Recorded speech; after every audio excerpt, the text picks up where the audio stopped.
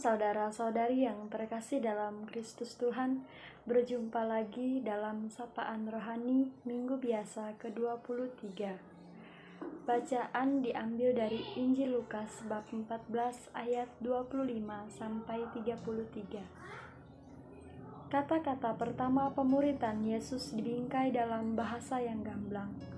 Barang siapa datang kepadaku dan tidak membenci ayah dan ibu, istri dan anak-anak, saudara laki-laki dan perempuan, ya, dan bahkan kehidupan itu sendiri, tidak dapat menjadi muridku.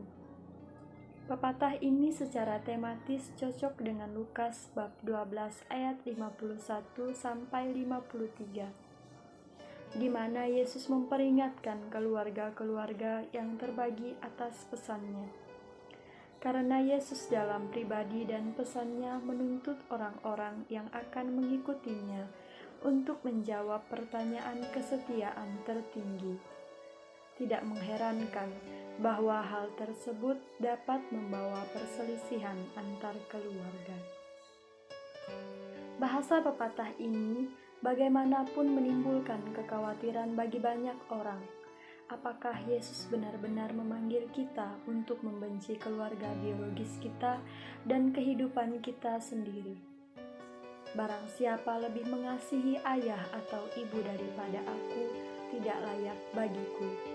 Dan barang siapa lebih mencintai anak laki-laki atau perempuan daripada aku, dia tidak layak untukku.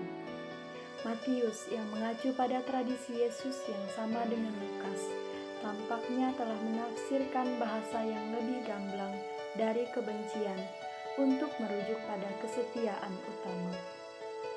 Dua perumpamaan singkat berikut mengilustrasikan biaya dengan menyarankan dua skenario. Yang pertama, membayangkan pemilik tanah membangun menara, baik untuk menyimpan hasil bumi atau menjaga tanah dan hewan. Jika pemilik tanah belum memperkirakan berapa biaya menara, kemungkinan proyek itu akan tetap tidak selesai karena kekurangan dana. Hasil akhirnya akan menjadi ejekan dari semua orang yang melihat struktur yang belum selesai. Kisah kedua adalah tentang seorang raja yang menilai jumlah pasukannya berdasarkan jumlah yang lebih besar yang dimiliki musuhnya.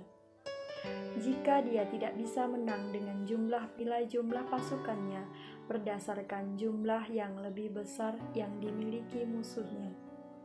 Jika dia tidak bisa menang dengan jumlah prajurit yang dia miliki, satu-satunya jalan yang bijaksana adalah bernegosiasi dengan musuhnya jauh sebelum mereka bertemu dalam pertempuran.